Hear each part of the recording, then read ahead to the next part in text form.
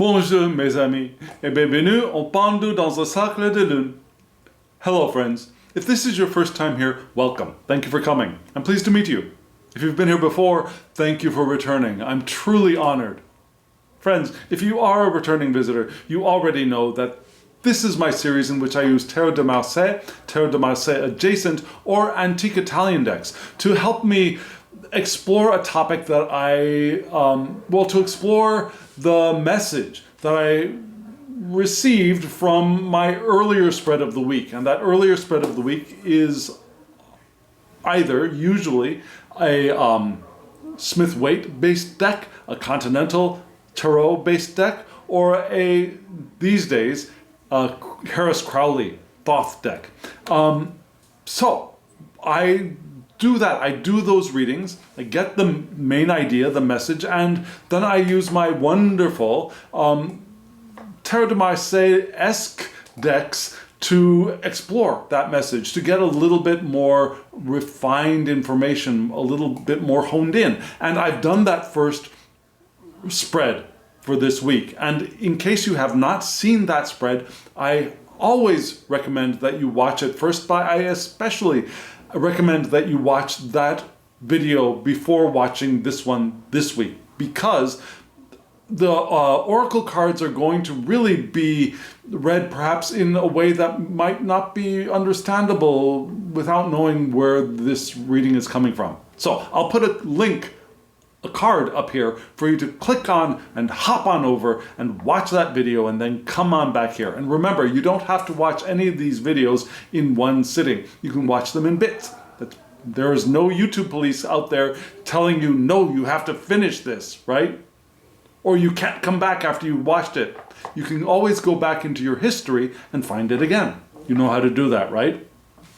So, yes, so there's that. Now, just in case you did watch that video, and you have seen the entire thing, and you saw it in bits perhaps, and you want a little bit of a refresher, the title for that video, again, was Worry, because the spread is not about worry, it's actually about success, but that was the main challenge. That was the main obstacle to the rest of the spread. So I called it Worry. But really the spread is about our moving in the direction of success and not getting attached to that, and maybe taking some risks, but making sure that we're not critical of others, critical of ourselves, causing worry, and that we have the physical energy, we have the well-being to be able to successfully succeed without falling prey to worry. And worry might be a result of perhaps even some of our physical lack of well-being, which could be sickness, but could even be things like being tired, being stressed out, being overexerted. All of those things can cause worry. If we're not in physical well-being, our mental state can become shaky, worried, worrisome, right? So that's what that reading was all about. And this reading is going to be very, very interesting. I'm not sure where it's going to go. You want to see where it's going to go with me? Well, let's do this. Well, first what I will do is I'll show you the entire spread, and we'll briefly talk about the cards, and then we'll break it into 2 bits and we'll read those bits together. Are you all ready? Here we go.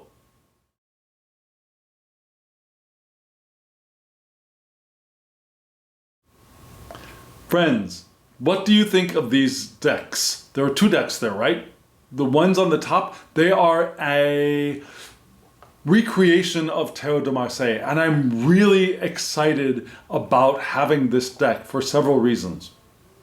One is I've been waiting for it for a while. It's a deck created by Zara.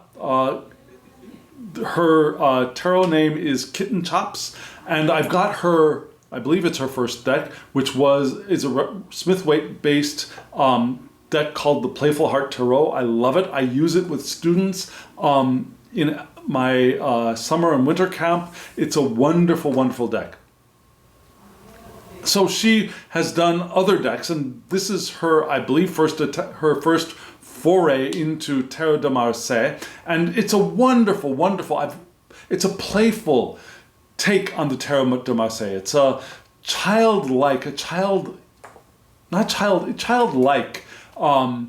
expression of a tradition that I really appreciate, and I've wanted a deck that was like that. I've got decks that are similar to it. You know, there's a small deck called the Marshmallow Tarot, which has a similar flavor to this one.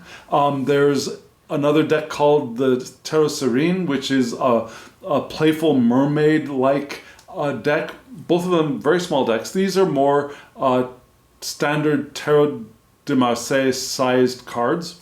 And so I love having these colorful, rich, vibrant images, and I'll talk about them a little bit more. But the other reason I'm excited to have this deck is I almost did not get it. Yeah, the deck was apparently not delivered. It came here to Korea and then was returned to Zara. And she sent me an email. Wonderful, wonderful woman. Wonderful, wonderful creator. And she was really understanding about the problem that there was, and she resent the deck. And I love her eternally for that generosity. So I got the deck. I actually got the deck a few days before it was time to start preparing for this video. And so I thought, no, I gotta use that deck for this reading. And I'll probably use it again next week. Probably. It's just lovely. And I'll show you why. Well, I'll tell you several reasons why. This isn't a walkthrough of the deck, but like I said, I'm excited. So the Oracle deck you see below, that's a deck that I've used before. I've forgotten the pronunciation of the name of the deck. I'll put it in the description box below. Poissy. Anyways, it's available. I'll have a link to that deck. It's an Oracle deck that has no guidebook. It only has one keyword, and it really asks for intuitive reading. So, and I've used this once before, and I brought it back again because no, they're not the same artwork, but for the line work, the way that the black and white deck looks next to Zara's artwork seemed like a mutually compatible, expressive pairing, if that makes sense. So that's why I chose that deck, rather than, for example, the Cercle de Lune, which I use with my other Tarot de Marseille decks, or even one of my two Deviant Moon Oracle decks, which I love pairing with Tarot de Marseille. This one seemed to fit this deck more comfortably, more intimately, more harmonically. Okay? Okay, so those are the decks. What are we going to do now? I'll show you the 3 cards from the Tarot de Marseille deck again, and we'll read those together. Here's what is it called? The Pip's Beak.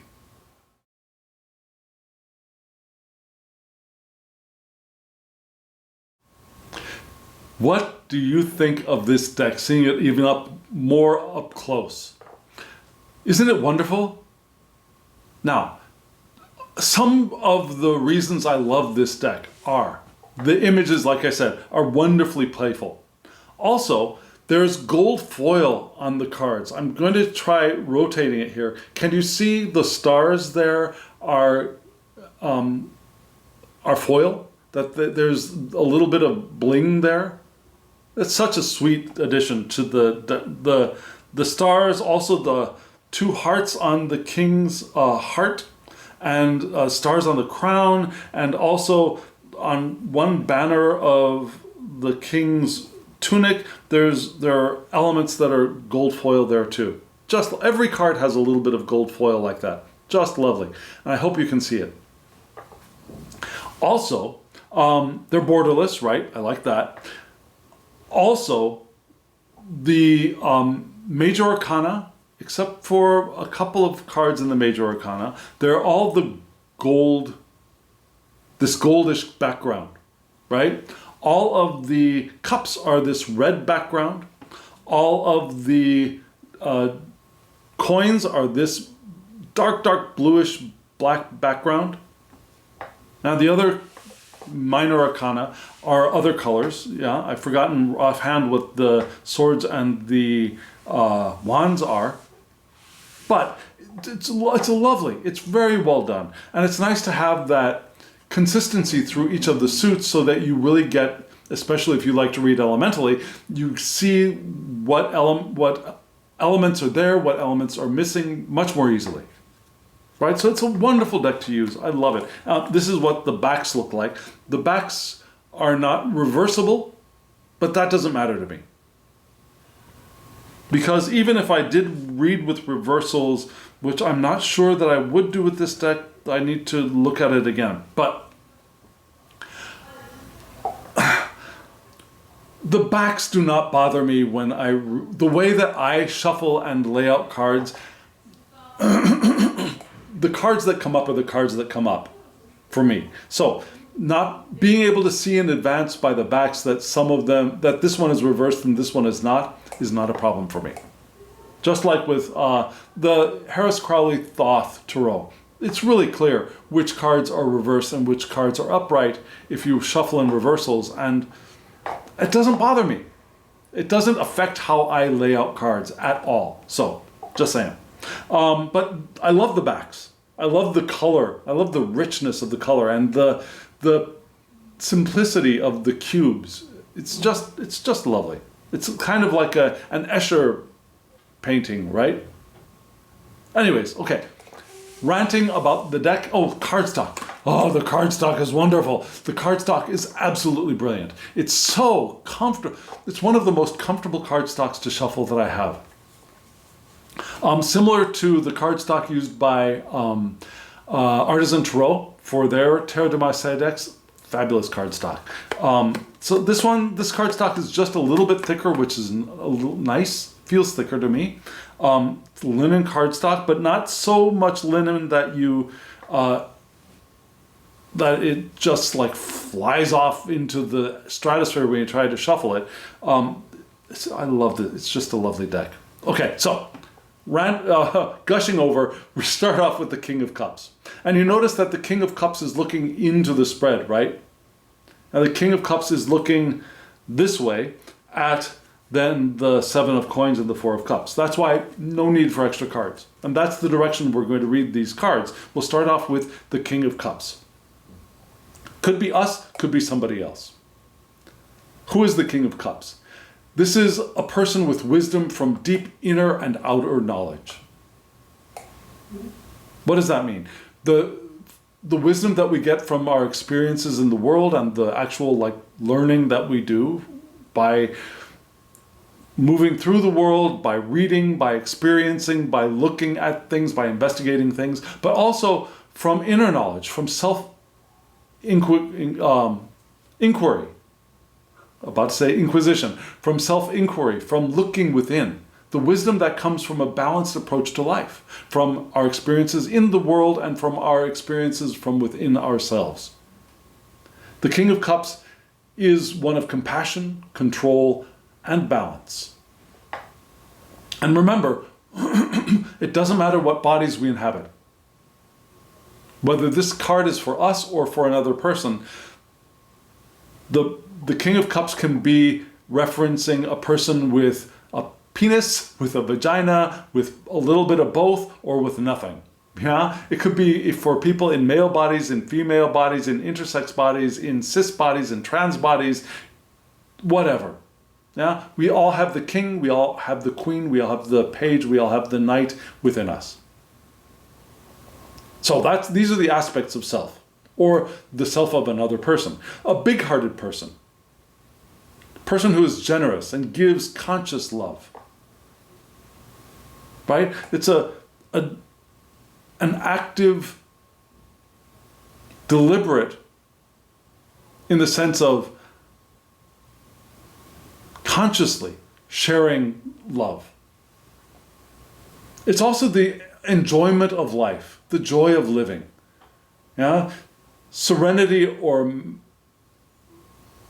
the balance of our emotions that have been mastered. We're not at the beck and call. We're not moved by our emotions. We are able to choose here.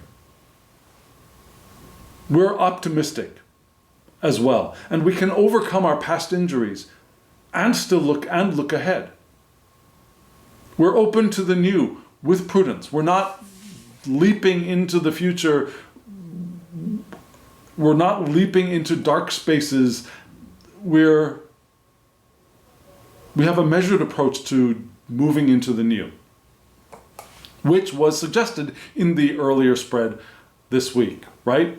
You remember that, yes? So that's how we begin. This is the person we want to become, or the person we want to, or the kind of person we want to interact with. Sorry. I believe that this is probably the person we want to be, the aspect of self that will be most beneficial to us. As we do the next step of the work of moving out into the community with the 7 of coins. Yeah? The 7 of coins is community wealth. It's investing in the community, whatever that community is. That community could be our families. It could be our work environment, our co-workers. It could be our friends. It could be a group that we are associated with, whether it's a nonprofit group, whether it's a group that we volunteer with, whether it's a group that we associate ourselves with, that is a social group of some kind, or a what is it called when we go out and we do good work? A philanthropic organization, perhaps. Yeah? Our peeps, whoever our peeps are, that's where we want to invest. We want to be socially conscious in whatever work we do, whether it's a business or other work that we are doing. We want to make sure that we are aware of other folk and appreciate other folk and support other folk, right? And accept other folk. Even more than acceptance, because acceptance, I believe, can sometimes be cold. Now, for example, this is Pride Month. We accept the LGBTQ community is a cold way of approaching it, right? We can honor, we can appreciate, we can embrace the LGBTQ community. LGBTQ plus community. Right? So, beyond acceptance, we can do more than that. But acceptance is included here. And also we have the 4 coins below, the 3 above spirit, 4 below matter, the spiritualization of matter and also the materialization of spirit are indicated here, where the non-physical becomes physical, and the physical is also inextricably one with the non-physical. Yeah? Our ideas can move into action and produce here.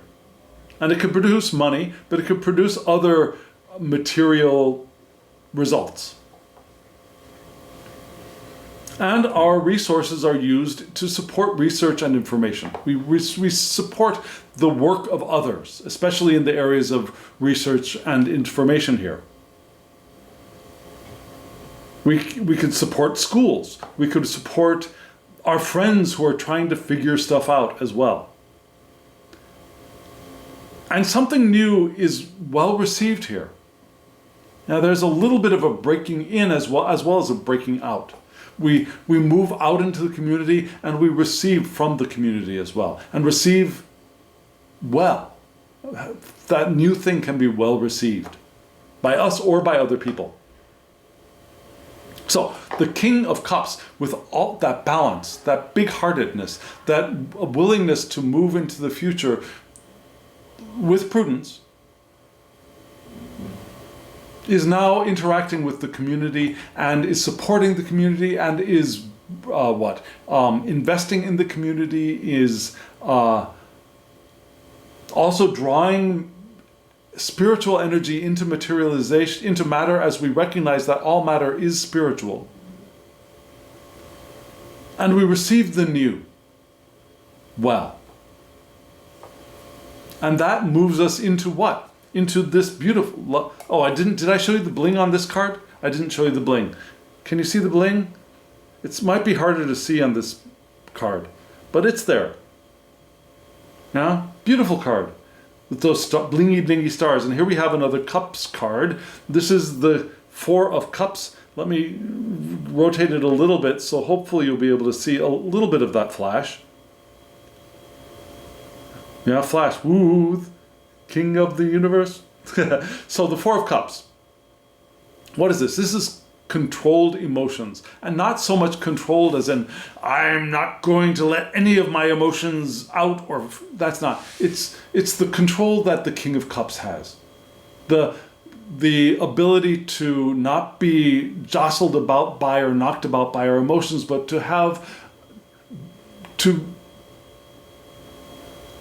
allow our emotions to be aware of them and not be jostled by them, and have the ability to make choices when it comes to our emotions. Remaining calm. Not being, again, disturbed by our emotional reactions, and not being reactive emotionally either. It's being stable, being even-keeled. Now there's also an idea of community solidarity in this card as well, which moves nicely from the 7 of coins. Now, family, the solidity of established love, the foundation of a family, the foundation of our community as well, our peeps, whatever that is, our tribe. And we can trust in these people. Now we trust the other with this card. And in trusting the other, it's not a trust of the weak, it's the trust of the self-confident, the trust of the empowered, the trust of the King of Cups, who has a sense of belonging and trusts the people that he, she, they are working with and are interacting with and are loving with.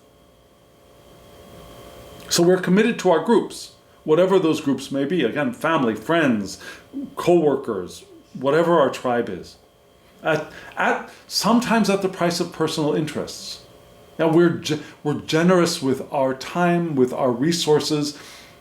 So we're not self-protective here. We're generous, and sometimes we give over our personal resources in trust and in community.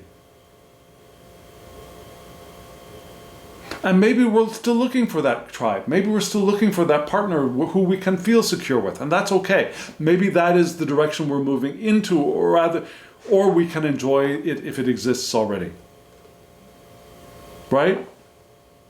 So this is a wonderful reading, and I think this is, rather than an explanation of how, rather than an explanation or a deep dive into the full message or the full reading that we had earlier this week, I think this is a layer over that. How do we do that work of moving into success through those cards that we got earlier this week, starting from the 3 of Wands into the 5 of coins into the 5 of discs into the 6 of discs. Here, this is how we can do that, I think, by being this person who is able to connect and commune and invest, and therefore is on an even keel moving forward, right? Sharing love with community and other. Now we've got 3 cards of something. When they came out, I didn't know what the heck they were talking about. And then I read them one way and I thought, okay, but now I'm thinking I need to revisit my reading of those 3 cards. So we're going to be starting these 3 cards reading completely afresh together. Let me show you the cards and let's dive in. Here they are.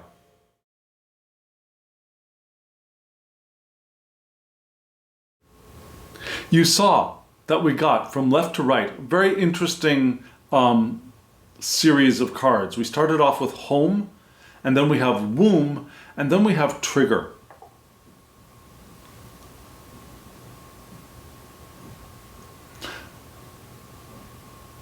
And I wonder if the way that we want to read these cards is this, because of this, because of this. The first time I read these cards, what did I think? I thought that home was womb, but we want to be sure that we're able to venture out and allow trigger. And now I think it needs to be read differently. So let's start off with home. Lovely image. We got this, although I've got to say this home looks kind of cramped. Looks a little bit too crowded and uncomfortable, but we have this woman sitting inside of a home which looks a little too small for her, especially considering that she has wonderful plants. Those plants look very vital, but she doesn't have a lot of room to move, right? And what do I think of when I think of home? I think of comfort. I think of safety. Remember, we had that idea of feeling in the 4 of Cups, of the feeling of safety and trust. Very home-like attributes, right? I also thought of rest and revitalization, which is important from the earlier spread this week because we were indicated that we want to take care of our own well-being, which is important here. Having a safe space. And that safe space idea came from probably that trigger card at the end of the line. So this is where we are, at home. And perhaps we want to feel at home. Perhaps we want to enjoy those attributes of home, which are comfort and, again, safety, revitalization, making sure that we take time and do the work of self-care, which is something we would be able to do naturally and easily, hopefully, at home.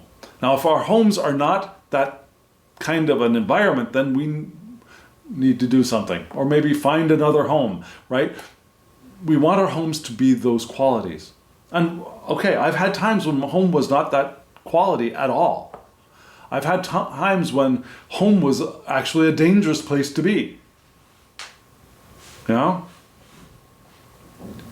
I've had times when it actually felt a little bit physically dangerous to be at home. So I get it. But then in that case, home, my domicile was not home, right? That wasn't home. We want to find, be in, create, whatever it is, home. Why? Because that is our womb. And what is a womb? We see this beautiful, now compared to this home card, which to me looks really constricted, the womb card, which I would think would be a much smaller, tighter space, actually looks freer, doesn't it? Yeah? Beautiful image of this figure flying, or perhaps swimming, but it looks to me like flying in the womb. And what is womb for me? Womb for me is nurturing. Yeah? It's a protective space. Something that home should be, right? It's a healing space. Things that are implied in a proper, a correct, a healthy home. It's a place for birthing of new things as well, right? Things are gestate there in getting ready to go out into the world. We're not intended to live here. Now, we might be intended to live here, might want more space, but we're not intended to live here. This is a place for us to generate or regenerate and then get out and start doing stuff in the world. So it's interesting that this next card was trigger, right? And I don't know if it's easy for you to see this image. What I see is a woman with her hair up in a bun. She's got black hair, yeah? And you see the hair, this kind of bun up there at the top. You see her face is pointed a little bit to this side and to the back, right? You see that? And you see what looks like a lightning bolt coming down, right? And it looks like there's a rock down here. It's a very interesting card. And what do I think when I think of trigger? Well, there's the obvious thing of trigger warning, right? Things that will set us off, that will create, that will trigger, that will instigate uncomfortable or painful emotions. Things like fear, disruption. But there are other ways of thinking of triggers, right? Think of it now. Okay, think of a trigger of a gun,